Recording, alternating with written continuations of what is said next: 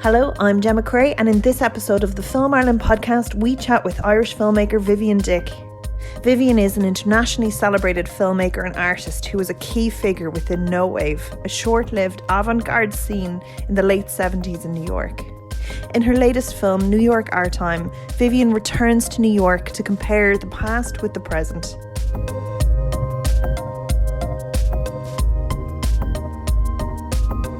So thank you for chatting with us. New York Our Time was a real art scheme. It's very much so an artistic documentary format, and it really suits this style of documentary. Was this something that you devised for the scheme, or something that you had planned for a long time to do? Well, no. The answer to that is real art is something I'd kind of looked at and thought about over many years, but didn't feel quite sort of that I had something for it. Yes, I do. You do think of what you're going to send in, of course, does it fit the format, or does it fit the, what they're looking for in some way? You have to kind of guess at that little bit too. But the thing is, I was teaching. There was no way I could have done this when I was working even part-time, so. And this is something I had considered doing, but sort of hesitated because wasn't sure, maybe, but at the same time, in the last year or so, I've been going over old boxes and rooting out early film and realising I have a lot more archive than I thought I had. So I was able to use that in this film. And the other reason is, as well, in recent years, there's been quite a lot of attention on this period in the late 70s in New York, and I've seen a number of documentaries, and there've been articles and books, etc., etc. And everyone has their own take on what their lived experience and their own histories, etc. And I thought I'd have a go at it because I was there all through a very interesting period, and I was making films, and I had a lot of materials, not just film, but I had old posters and all kinds of materials. So I thought it would be fun to get in touch with everyone again as well. What you do very well in this film is straddle the two timelines. So you have this beautiful kind of wistful remembering of that era where, it's grimy, it's real, it's authentic, it's arty, and then mixed with the changes that have happened, which is everywhere really, and it really is probably why it speaks to so many people at this exact time, where gentrification has taken the soul out of so many different neighbourhoods, where people are really struggling, where artists are really, really struggling to survive and make a living. It's much more precarious these days, and it's absolutely true that there's a lot of things in that film that you could apply to here and many other places too, like London or whatever, I lived in London for 15 years, a good while. So yes, it's true. I kind of see it like two slices of time, like a layer, a sediment of time in the 70s and one now, and it's, I didn't want it to be nostalgic, that's for sure. It's just, you're there and you're in your 20s and you don't really see this as being a moment that'll pass when you're in the middle of it, you know what I mean? And you get that sense of the time passing when you see the people as they are now. Many of them are still kind of connected to what they were doing at that time, whether it be music or whatever, photography. Still still interested in the same work or the same endeavours, creative endeavours. And of course, the city physically has changed, become so much busier, and a lot of the small businesses have closed down, and it's much, much harder for young people to get a foothold and to. Yeah, it's much more difficult for them to live there now, So yeah, the film does cover that ground along with other things as well, And when you were going into it, when you had to say put in your pitch deck together for real art and kind of wrote down your description of what you wanted, was when you came back, were you surprised by anything, or was it, or did the conversations go very much how you expected them to, or was it an exploration for yourself? Yeah, well, we had certain themes that we were suggesting we might cover, but the way I like to work with people is to have enough trust with the person so that there's a kind of an intimacy there and they're comfortable with me, and I don't have a lot of experience doing that kind of interview documentary, but so a lot of the time they were just talking to me as if I was just there visiting them, more or less. You know, I think you do get a kind of, there is a kind of familiarity there or something which comes across in the film. And perhaps, you know, so I had fantastic access from that point of view because these were people that I knew well, you know, and that I'd been in touch with over the years too. The visuals are very striking. Do you, working with a DOP on a project like this, do you go in going, I want to create a certain aesthetic, I have a big plan, or is it, you know, let's get things that are beautiful that speak to you in the moment? How does it work? Well, I've been making films a long time, and I tend to do certain things. I tend to mix, say if I'm working with something documentary or observational, I tend to mix that with other things like performance or like something abstract. I tend to mix different types of filmmaking, and you have that in this film as well. And the other thing about the shooting of it is that I worked with Declan Quinn, who I know for many, many years, and actually met Declan shortly after, just when I first arrived back from New York in 82 or something.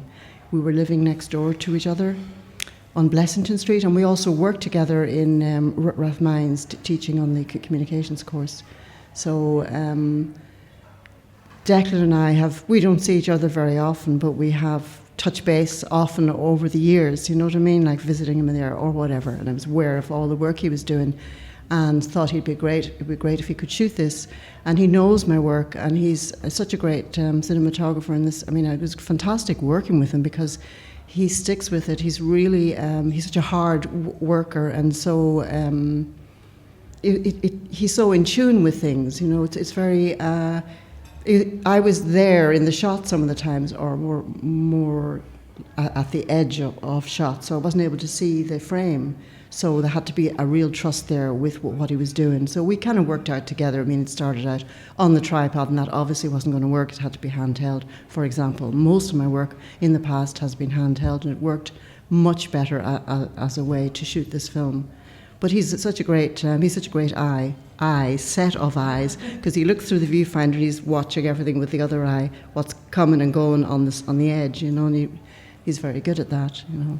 Even the modern shots, they have this beautiful kind of evocative feeling of the past, and you get like a nice, I know you said not nostalgia, but there is like an element of finding the beauty, because a lot of those areas have become so kind of big, solidified. Yeah, they've lost that kind of authentic soul to them, but you really have found that in these areas. Yeah, well, New York for me has such a history, and there's such a lot of 19th century buildings there, you know, all the ironwork, the grid work, all those old tenement buildings, like where we were living, and they're all still there. So it has that, and then these super modern buildings that are very postmodern and glass and reflectant and sharp, and kind of no sense of the human about them at all. So we shot those buildings as well, or at least the top part of them, purposely leaving people out, you know, as a kind of almost like a look towards the future, or a possible future, or perhaps maybe a comment on the way post-capitalism is going, as kind of looking dehumanized and looking kind of scary in some ways, you know, because of people feeling concern about the gap, the unequalness of power, and also about the future, where, for example, with robots, all that sort of thing, people feeling they're getting smaller and smaller, do you know what I mean, and less kind of agency. Even for the younger generation. And what I do like as well is you do talk to the younger generation that are there. You see, you know, you found the community in those areas still, and how they interact with the spaces. But what happened really was that there were some of my friends had children, so who are now the age we were at the time. So we got some of them to be in the film, or persuaded some of them would they take part, and they were brilliant. They were really great, you know, and it was just great to have that voice, you know, to have those voices there too. Yeah. And how do you feel things have changed over those years? Like, I mean, seeing it sort of as an outsider coming back to Ireland, and then seeing it from the outside, do you think that has given you a different perspective? to the people that have lived there. You mean the city or the living there, the life and the artistic community? Yeah, and well, the thing is, the whole artist community is no longer in Manhattan. It's moved out to, it's even difficult in Brooklyn to get a foothold now. The rents have become so high. So what's happening with young people is that they're moving off to live in other places like Detroit or Pittsburgh, Philadelphia, those kind of places, where you can find a place, somewhere to live. They're moving to other centres, It's inevitable. Just like a lot of creative people in Dublin headed to Berlin 10 years ago. It's the same thing. And that'll always happen, because if you are spending all your time struggling to make ends meet and pay the rent, and also that sense of being insecure as well about where you live, you can't relax to make any art. I mean, you need to have time to think when you make art. You need to have time to read and to... making something creative requires time to daydream. You need that. Because if you're constantly, your head's buzzing, you're not going to be able to, it isn't going to rise up from the unconscious, you know what I mean, whatever ideas you might have. So it's the Maslow hierarchy of needs, where your base security isn't met, that you can't think on the next level. I think it's awful for anybody, whether you're creating artwork or not to feel, to have that worry about where you're living. The issue of housing, of course, is probably number one here now because of what's happened here just in the last 10 years, and we're kind of been very slow to do anything about it. It's very slow, isn't it, I'd say. It's been getting worse and worse. I think no matter how much economic growth we have, if it's not being distributed properly, people aren't happy and they're not enjoying it if it's not being kind of put back into the community, and especially arts. Yeah. I mean, it's just exactly that. It's the attention paid to the god of economic growth. Like, that's the only thing that matters. It is not the only thing that matters. We want to be healthy as well. We want to be happy. We want to have relationships. We want to have a community. Well, that makes things work as well, every bit as much as the economic growth. You can't just have that on its own. Do you know what I mean? There's been too much. It's been valued too much, it seems to me. And you had mentioned that you were teaching quite a bit. Mm-hmm. Did you notice these changes, or how they affect your students coming up, or any changing shifts? Because you would, have a good few, you'd see the kind of people starting off in their careers in that area. Yeah, well, certainly. I think what I did notice was the difference between expectations of young men and young women. That'd be the thing I really noticed. But also there were many concerns about how they were going to live and where they were going to live. Even in Galway, it was kind of the same as here, because that's where I was teaching. Yeah. And their housing crisis is every bit as bad as Dublin's as well, because the space is so limited. Right, yeah. This neoliberal stuff means fiscally the only people who are able to become filmmakers, who can work for 4 years for free, who can do that now? Do you know, like, if you're like a young person in your 20s, either you can afford to live at home with your parents and do that happily, and they must have a nice big enough house for you to live in, and then also support your training, support you while you're going and working for free or working on film sets. And I was like, no one from working class areas could afford to do that. Well, it's interesting. My story is a little bit different how I was making films, because I always worked on extremely low budgets and made these films way back when I lived in New York. I made a lot of films all over a short period, and Film was expensive then as well, the actual film. Well, it was Super 8, so it wasn't. I mean, I was working as a waitress, and I was working part-time, and I was still able to make those films, but they were like 2-to-1 ratio, you know what I mean, the shooting. But so I could never have imagined that years later, 40 years later, that the films would still be shown, which they're still shown. Never have imagined that. So it is kind of strange how it goes. I mean, you can get the equipment now. You can make a film if you really want to make a film with equipment that's readily available now, and very high quality as well. Sound recording and stuff, equipment. But so in a way, if you want to try things out, there isn't any excuse really. I mean, I know you need time off and you need that, but I mean, sure. When I was, I did college here, and there was simply no work whatsoever. It was so poor, and worse than that, it was a real male society. There was no work for women except a nursing, a teaching, you know, I mean. And I fled as soon as I could. The ban as well, the teaching ban, like women were even expected to leave work up until, was it the 70s or something? They were expected to leave if they got married. You know, it was a very narrow-minded sort of place. If you were a woman especially, it was much worse if you were a woman, you know, in terms of opportunities. Except maybe a handful of people, like journalists who kind of made their way in television, or a few people did, as we know them well, you know, who were writing for the Irish Times then had their own careers, you know. And do you think it was kind of going to the States that allowed you to explore those areas? Like if you were here, it wouldn't have been as creatively stimulating? I mean, at least I didn't have that confidence to kind of push my way here, you know, so it seemed to be necessary for me to leave. And I lived in France for a year, and I lived in Germany for a year before I ever went to the States, okay? And when I went to the States, I felt like I could breathe for the first time. I felt like I was in my element, and everything around me was fascinating. Do you know what I mean? It was just like I was young, but everything was new to me. You know, I was coming across all kinds of new ideas and new books and new music and everything, which was really feeding me, and I absolutely can definitely say it's very unlikely I would have started making films only I landed myself in New York. Yeah, it's such New York, especially in that era, was the birthplace for so much.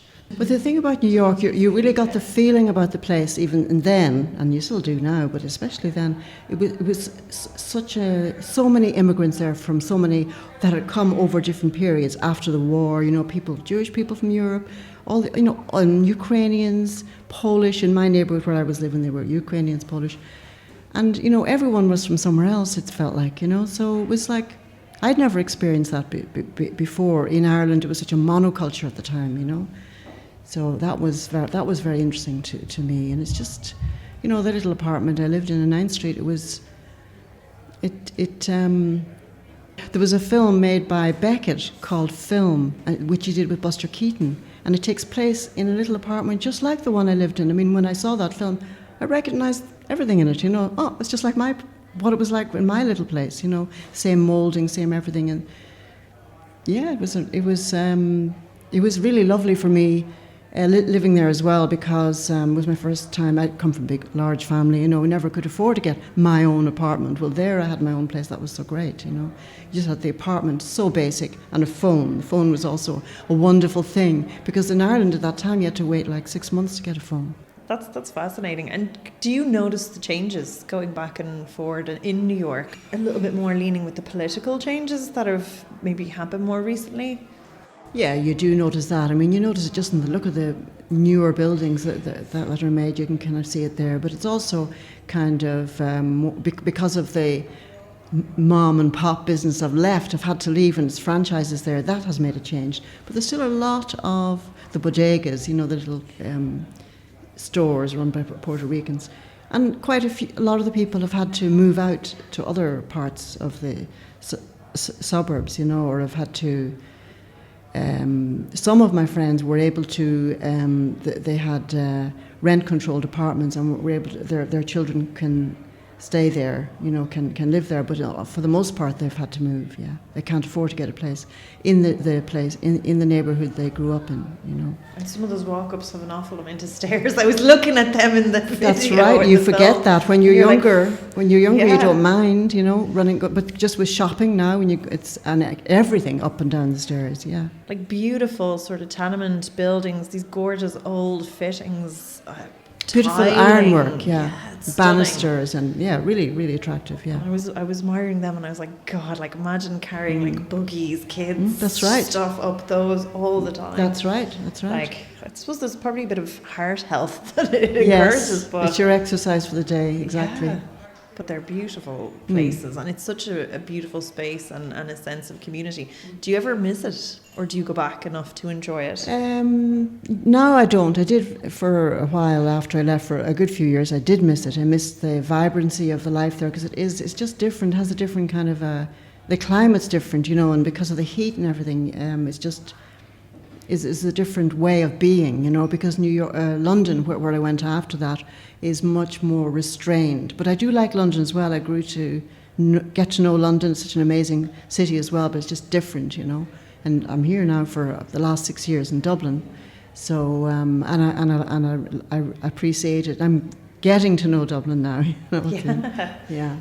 It takes a while to grow into a place, you know. And the place has changed. Yeah. Like I think the Dublin that's here now is completely different. I knew Dublin in the late 60s. I lived here, so I know what it was like in the past, you know. I think that's what really interests me and is in this film, this sense of everything changing, you know, all the time, and getting older, and just the sort of strangeness of that, you know. I think that feeling is in the film. Do you think? Yeah, and it's a good examination because you look at it through your eyes, through the eyes of the people, and then through the eyes of their kids. Where you give them these different vantage points and look at these kind of shifts in culture. How long did that take to shoot? Right. Well, that was the thing. You know, I mean, the real art thing, it just gives you just have a year, and I think they've extended it now to 18 months. So it's really a short time to do a feature length anything, right? And I had never made a feature-length film about before. 85, yeah, it's 90. 90, yeah. So I went there for there's a lot of planning, a lot of talking on Skype and the phone, etc., etc. And I went there for 1 week recce to go around, check every places I would want to film, and then went back 1 week to shoot back here again for reasons I had to split it like that, other reasons, personal reasons, and then back for 1 more week to shoot. So just 2 weeks shoot. So it was really hit the ground running when you land in New York, and nothing going on except the film. I mean, I had to isolate myself from. Everything had to be about the film, you know. But it worked. It was fine. And of course, you don't know like how if something doesn't work out, or you're really relying on it and everyone being there when they've arranged to be there. Otherwise, you're really messed up because you can't return the following week to do it. You know what I mean? You have to just Or someone going, sorry, I have a doctor. Or someone getting sick, yeah. Someone being unwell. But, you know, so we were lucky in that way. You always take a chance with any film anyway. Things are always going to come out a bit different from what you plan, you know. But on the whole, it was kind of what we planned. And I think I have to say a little bit about the music as well, because the music is a big part of this film. Both the music that we use from the period, and we got contacted all these people to get permissions, and the music that Martin Wheeler created for the film. I think it's really an important aspect of that film. And he was over there at the time for one of the weeks recording Wild Track and recording all kinds of things on the subway and the streets, because a lot of his sound is he manipulates Wild Track to create something that is on the borderline between Wild Track and music. So some of the pieces in there and some of the scenes were created by him, you know, like say that scene on the rooftop that was with a purple filter. That's old film, but he did the sound for that. There was no health and safety up on those rooftops. They didn't have the railings they have now. It was just fall down on the street, you know, the overlap of the building, and just, you know, it was completely open. Do you know what I mean? You could hop from one rooftop to the next. Oh, good. I'm sure you can picture there's like one bit where is it one of your friends are in like a pile of rubble, and it's just this beautiful footage. Yeah, that's Lydia Lunch, and that's a very early piece of film. It may have been the first piece of film with her. It was, and I never used that because I shot 2 pieces around that time, and I used the other piece in an early film called Gary Talks. So that was Lydia Lunch, and she's at the almost the beginning of the film, and she's at the very end when she does that piece to camera. Yeah, that's the same person. Because she, but like you get the performance in her then, but it just like I was admiring the background as much, and you're thinking like it's a wasteland. Mm-hmm. That's right. Yeah. You get the sense of like that part of it as well, where like things were really run down back then. It was unbelievable how run down it was in some parts, in say the South Bronx and in Manhattan, over in the avenues A, B, and C. Those avenues, it was like images I've seen of Berlin after the war. That's exactly what I was thinking. It looked like the whole place had been bombed. Yeah, so I mean I filmed some of that too, in some of those buildings in my early work as well. It was kind of really crazy looking, and some of the buildings were occupied by heroin dealers or whatever, and it was actually quite dicey kind of living. I mean, there were no cars down there. There was nobody down there, just people kind of occupying buildings, you know what I mean? And then some of those buildings got got knocked down. Some of them got burnt by the owners because they couldn't pay the taxes, and they wanted to get insurance on them.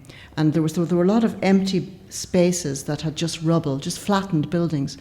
And after a couple of years, they got turned into community gardens. So there were a lot of community gardens down around that area, and of which some of them are in the film. And people did amazing work to build them up and to plant trees, and really nice. And a lot of the Puerto Rican people living there did that also. Started that. That's that lovely sense of community. It's people in a shared space making it better. Yeah, that's right. And growing food and growing plants, other flowers and whatever. Fruit trees, And making it livable, making kind of... And because I think that when you have such a high population of people living in a space, that in itself is incredible. One of the ladies that you interview in it was talking about it. It's like that sense of community where people are friends and people work together on projects. Well, we have that here in Dublin now. We have a lot of community gardens that have sprung up in the last few years. I know a few of them, and that's a fantastic thing, and they get a bit of support then, maybe get a little bit of money from the council for this or that. And, I know a few of the places have been doing really well. And it does bring people together. It enhances the community. It's a place where you can bring children, people can meet, you can have celebrations at Halloween or whatever. So that's what they use. The community garden isn't just people planting their plants, it's more than that. People have barbecues there and meet up on occasion, That's lovely. That's really nice.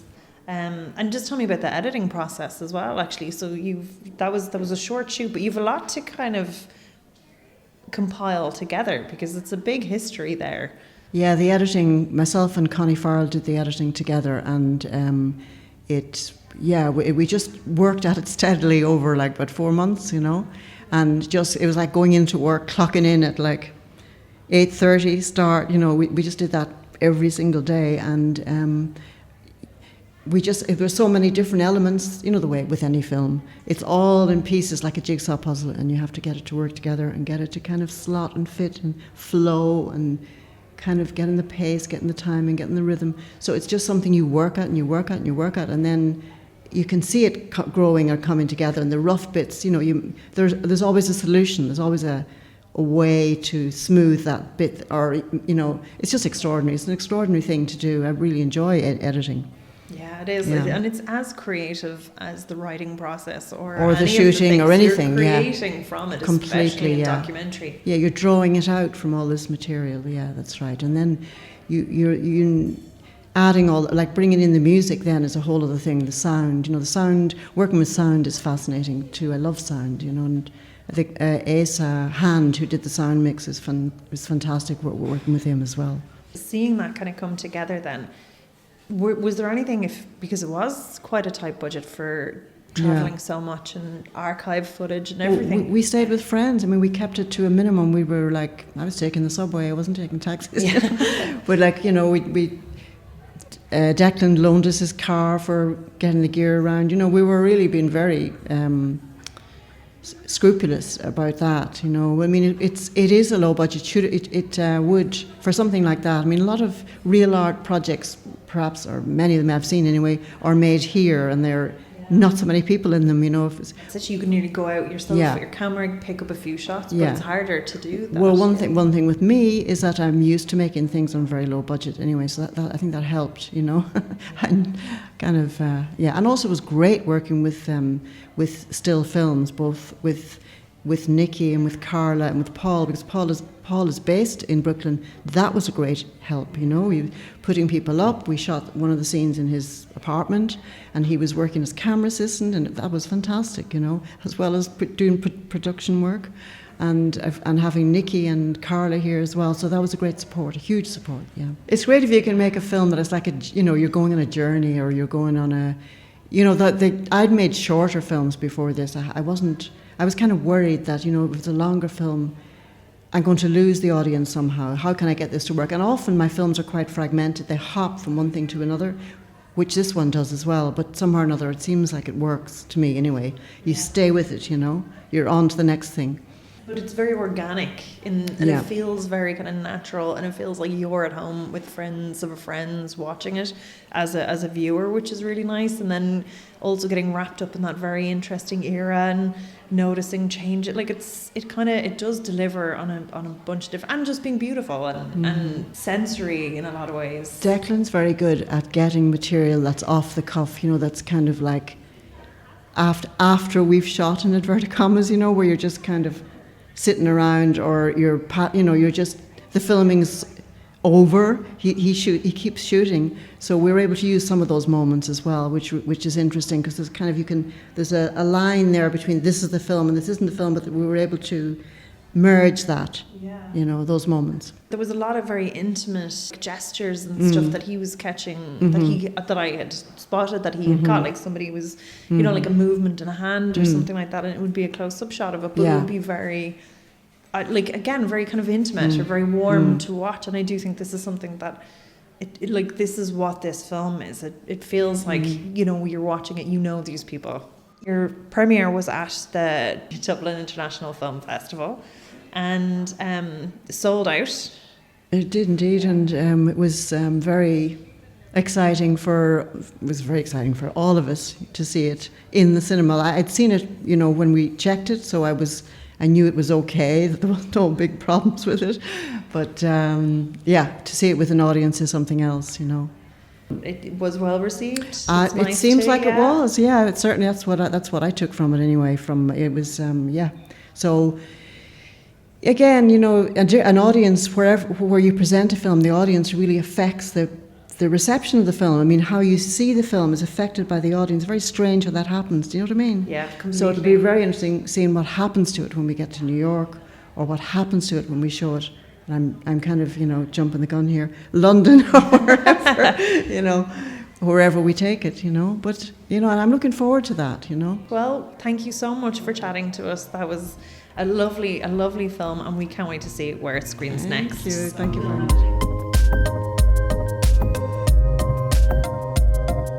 So thank you for listening, and make sure to check out filmireland.net.